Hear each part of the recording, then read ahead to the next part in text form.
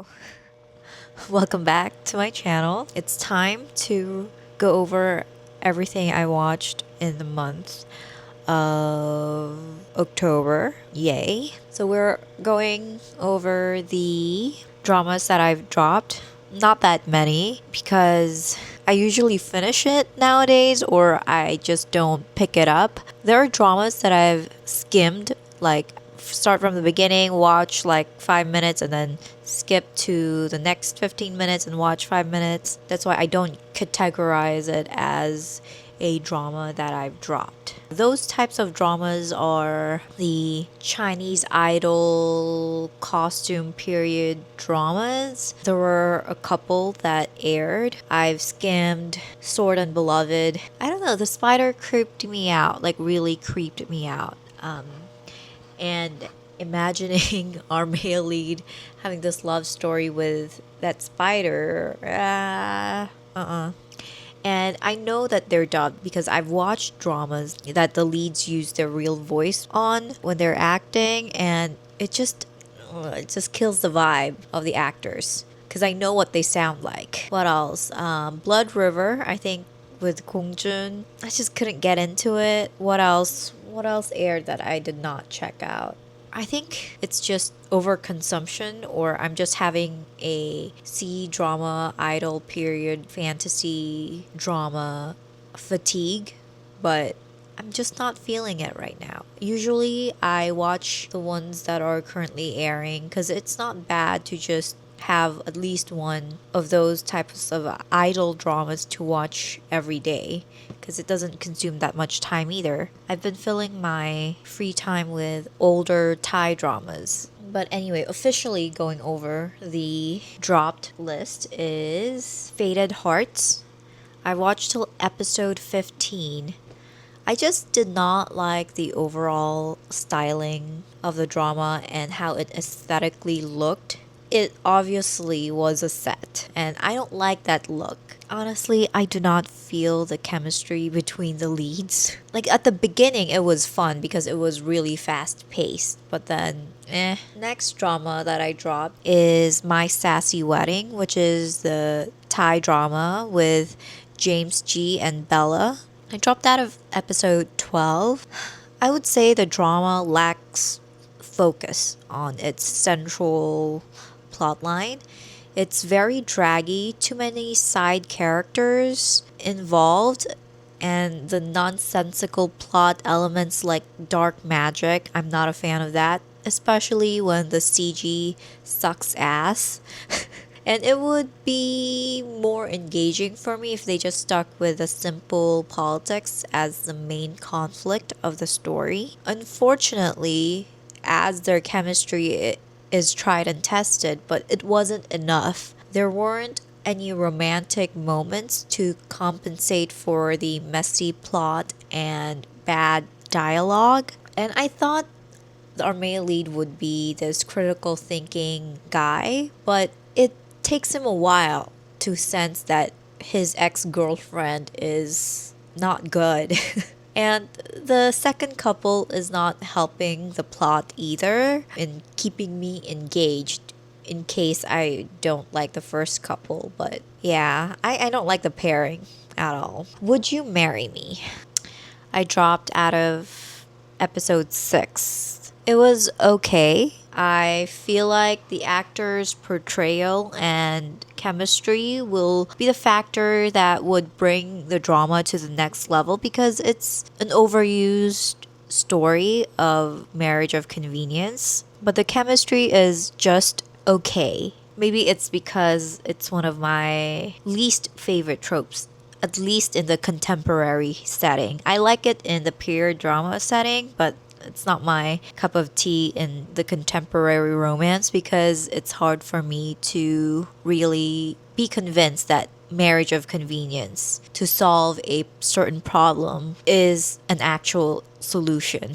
I like the second couple better. I like the pace of their build up and development, mainly because, like, one, I don't feel that much chemistry with the first couple, and two, it's not my favorite trope in the contemporary time.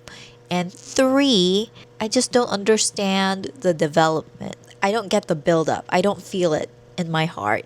For the second couple, I like them. I like the combination of their faces, their visual chemistry, and I like their story. But they don't have enough screen time for me to stick to the drama. I think they only have like 5 minutes max. And I do not like the female lead's ex. He sucks like very bad. The character is trash. Even though the actor is adorable looking, he couldn't soften the blow of how awful his character is. It's awful. Like, I hate his guts. Really. Moving on to the dramas I've completed. I told you that I've been filling up my free time with older Thai dramas, and that's been going on for the last 3 or 4 months now. So there's gonna be a lot of Thai dramas. First would be Nang Ai. I think I've mentioned it in my last video. I watched it because of Great. I recently watched Same Day with Someone with him and Tui, and I really found him swoon worthy. Man, he was so good looking, and I think he really aged like fine wine and much sexier and exuding more aura as he got older. I don't follow that much celebrities on my personal Instagram, but I do follow Great. I think it's been a while since I've had a crush like this on an actor. But as for the drama, I was concerned because the female lead is a high school student and the male lead is an adult. But the romance did not really start until the last 4 episodes. It wasn't bad, their relationship, when she was still high school. I think he had a crush on her. Very creepy to think in real life, but you know, this is Dramaland, so as long as I know that it's bad,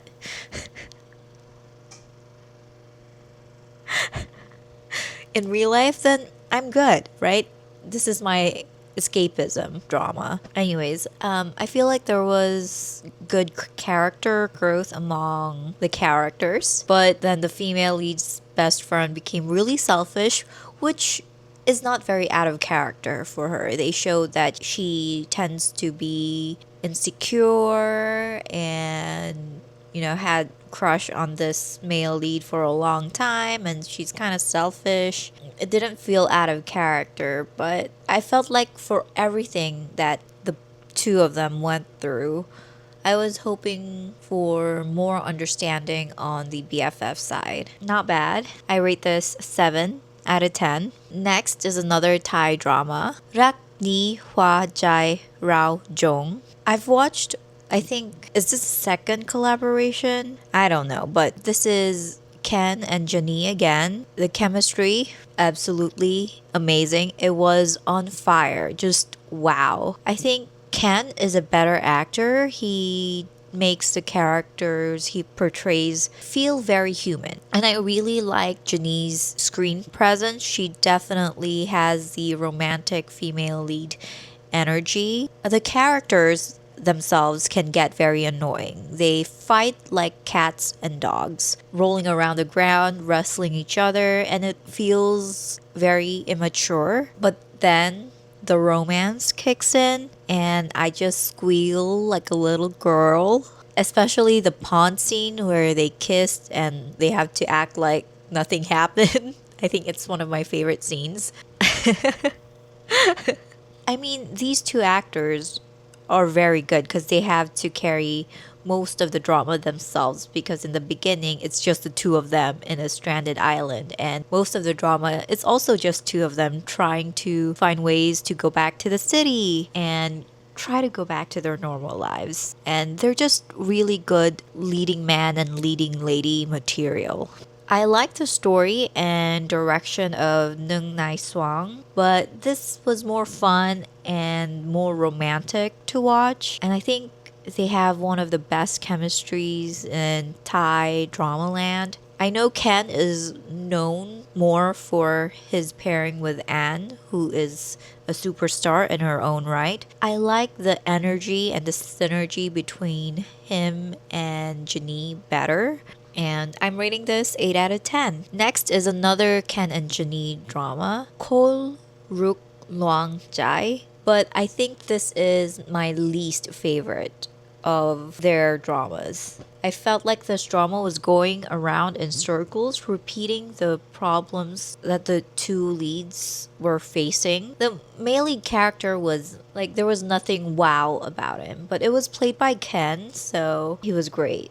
You know, Ken worked his magic. But I really did feel for him when he was confronted with his mother's debt and his mother's attitude towards the debt that she accrued through gambling and just became a burden to both of her children. For the female lead character, I wish she had other motivations in life other than our male lead. I know this is a romantic drama, but you know, it would have been nice to see her have other dreams. And I know, like, by the end, we see that she's a capable boss bitch running the office and she's very good at her job, but it was too late for me to feel like she was her own person. And the plot isn't as engaging as I thought it would be, but the chemistry between Ken and Jenny just keeps your attention, and just peak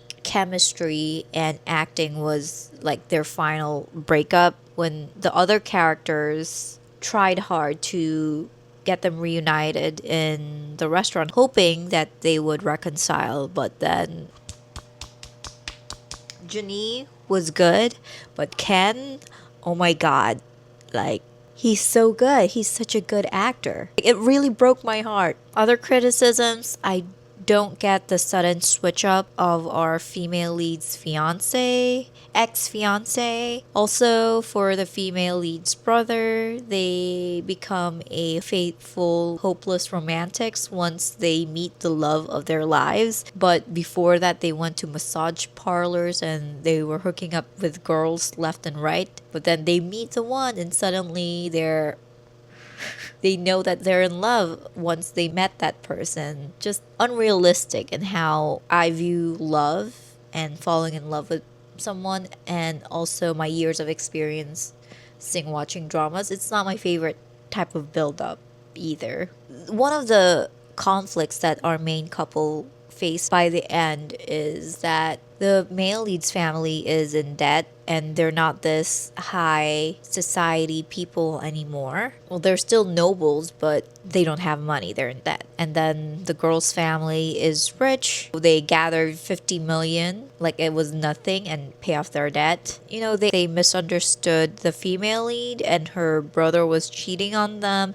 And they acted like they weren't indebted to them. Like, gosh, especially the mother. Where's your sense of shame? You misunderstood them. Even though if it was true, I don't think that would be the right attitude to feel towards the female lead and the brother. Anyways, but also another one is they don't get to resolve the conflict that the female lead actually lied to the male lead that she was a prostitute. Like, the focus was shifted somewhere else. So I didn't feel like that problem was resolved. The mother of the male lead, not as evil as other mothers, but very annoying and very opportunistic. I love the female lead's parents though. They're weird, but they're very supportive of their children. Love supportive parents in Asian drama land. I rate this 6 out of 10. It wasn't that good. Next drama, Dao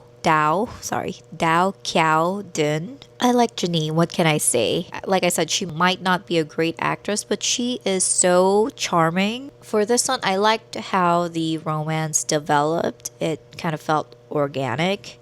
From enemies, friends, to lovers. I really liked the male lead. He was good in Tara Himalaya. And their chemistry was great. I love them together. It wasn't as fiery and like fireworks like Ken and Janine, but they had chemistry. It was good. And I really hate the antagonist. Like, leave our girl alone, please, for the love of God. I have never experienced this in other Thai dramas, but the editing and the effects they put in this drama is so weird. Watching it makes it feel so dated. I still don't understand how they made it look much more dated than it actually is. In the last few episodes, they mentioned the word sperm a lot. And, if you say it that often, it becomes so funny that I can't take the scenes seriously. And those scenes were quite serious. I would say the topics that were covered in this drama was mature, advanced for the time, but watching it now, it's like a very shallow take on the subject, even though it's its main theme. I rate this 7 out of 10. Royal Doctor, I really liked it. I don't know how accurate the medical stuff is. To be honest, I skipped most of it. I like the main lead character, and this is my first Mario drama. I have only watched films by him, which are Crazy Little Thing Called Love and Suddenly It's Magic, which is a Filipino film that he did. And I liked how he portrayed the character. And he is such an eye candy on screen. Yeah, he's handsome. And I like Kim, but I wish her character was more knowledgeable. I think she's a med student, but I don't know how far she is. I don't know if she's just a medical intern or I don't know, because she seems so not knowledgeable about medicine, and I wish she fought harder to learn medicine with the boys, and I hope that she was in class. And I wish her character took more action. But I enjoyed it, so this is an 8.5. Thara Himalaya. No, not Himalaya. Why? I don't. Thara Himalaya. I'm sure on the sites I watched it, it says Himalaya. Anyways, like I said, I love the chemistry. I did not research the age difference of the actors, but Kim did not give underage vibes.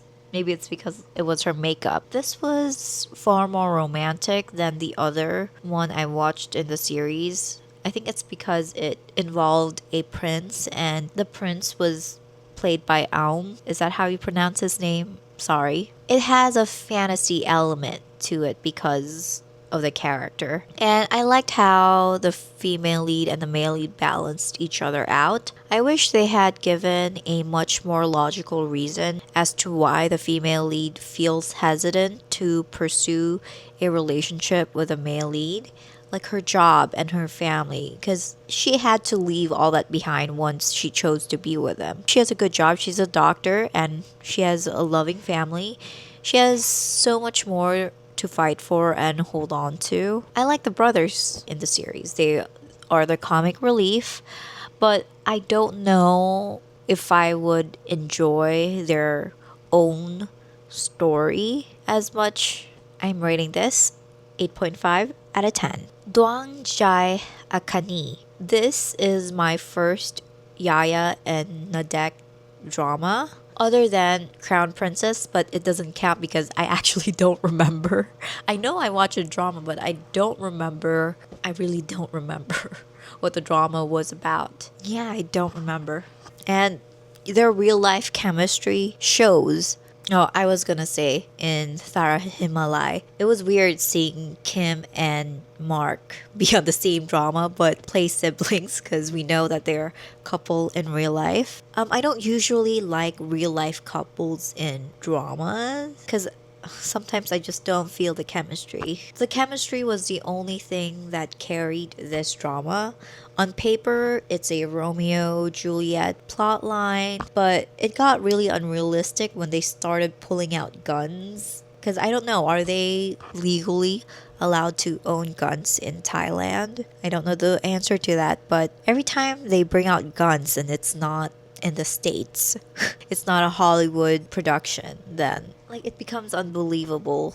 And I liked that the brother who was the reliable one in Tara Himalay is the same reliable brother that gets to know about this couple and helps them, like actually helps them, and not come up with silly ideas as a comic relief. And the likability of that brother, I think he's the middle one. He became very likable in those two dramas. And I don't think I'm going to watch the other two dramas in this series. I've read the plot, but I wasn't that impressed. I rate this drama 7 out of 10. Next is the Korean drama Tempest. This was such a disappointment. I wish the romance was more subtle. I wish it gave more of a mature, sexy, yearning feeling.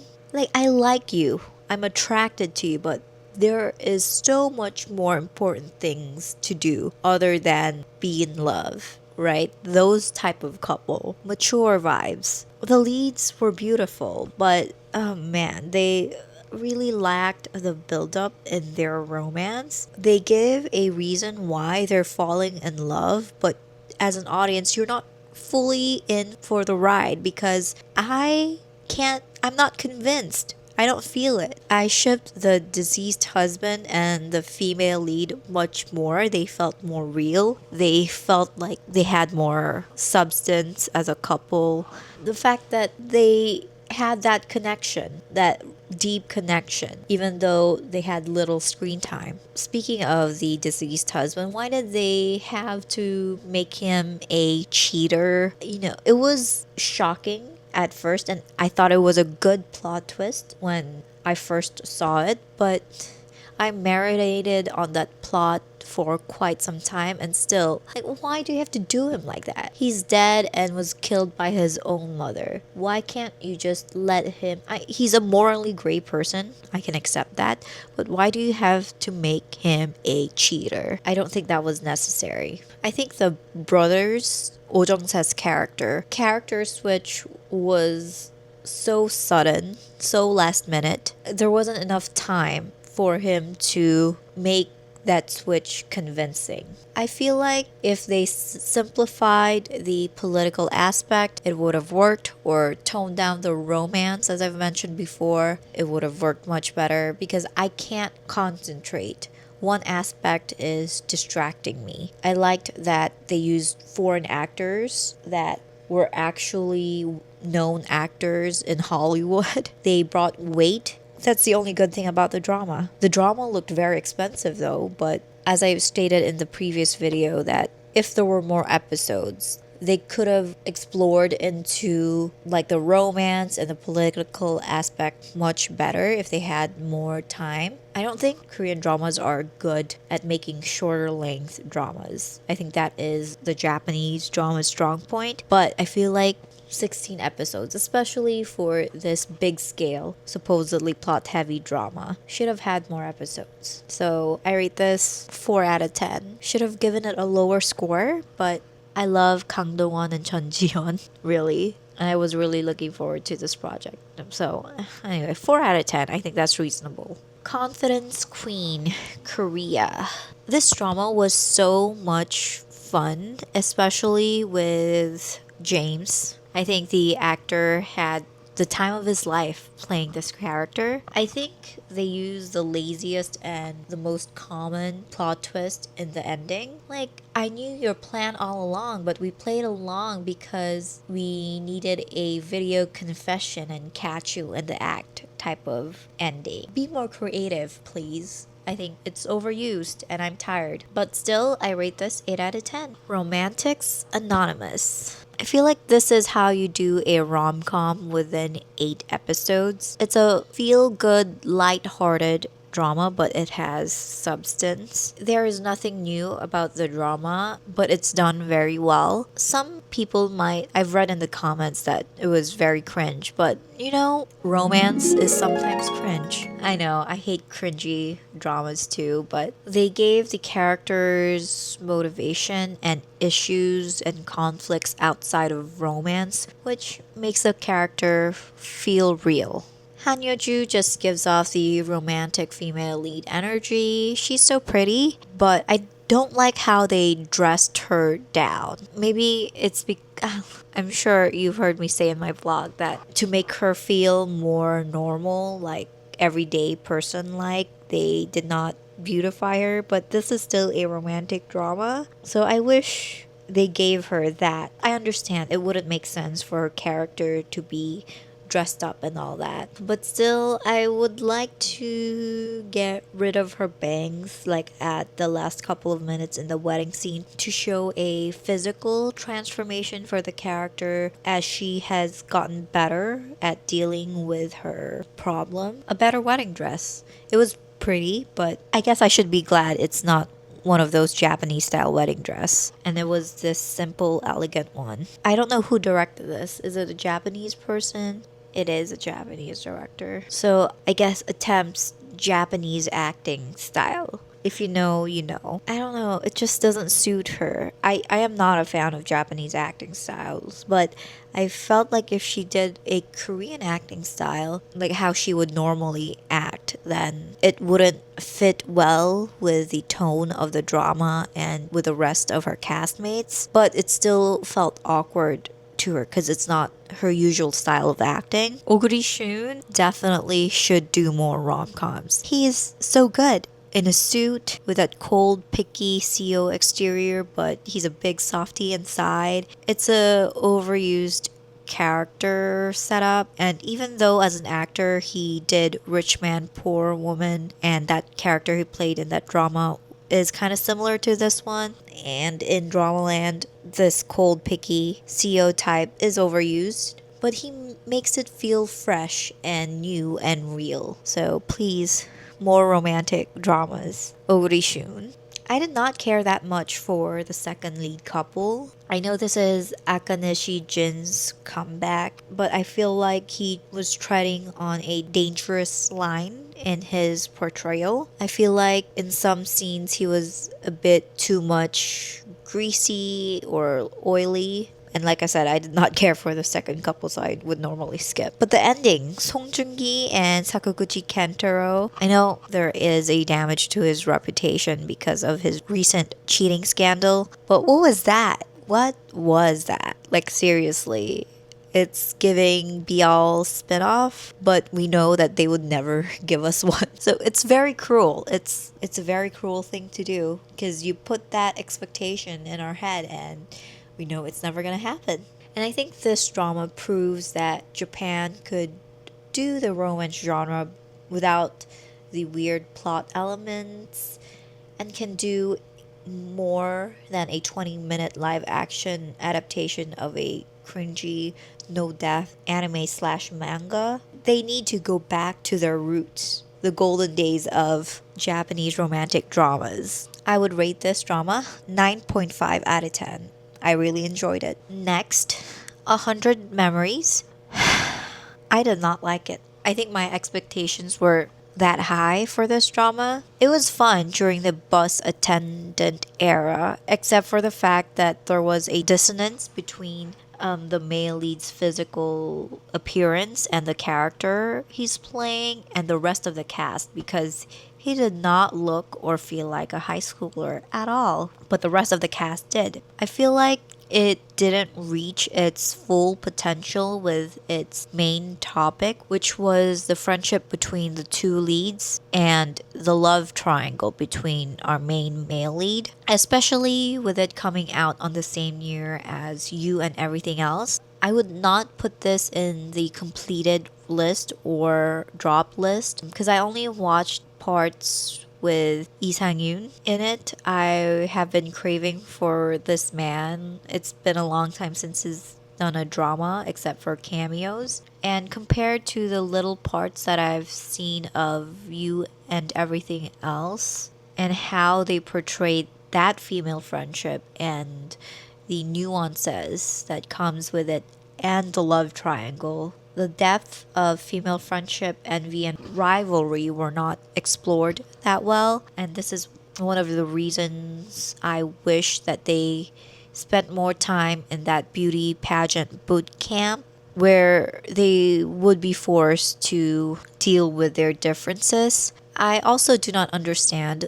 There's a lot of quick switch of bad characters to do a last minute good action. Like, you've been making your sister's life miserable her whole life, and I felt like it wouldn't make a difference to him if his sister died, but I guess it did for some reason last minute. I also thought that Shinyan's character towards her adoptive mom, I don't know. I don't know how I feel. Because I feel like when Shinyan's adoptive mom ordered to have her brother and our other antagonist killed, she would have appreciated it a little bit more, because she did everything to protect her no matter how bad it was. And I felt like her character would have been a little bit happy that there was somebody who would be willing to kill for her. Like, she finally has a family to rely on, but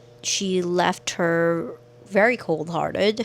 I don't know. Maybe I'm overanalyzing things. And I only liked Kim Jong Un's character and his friend, which was Kim Dami's brother.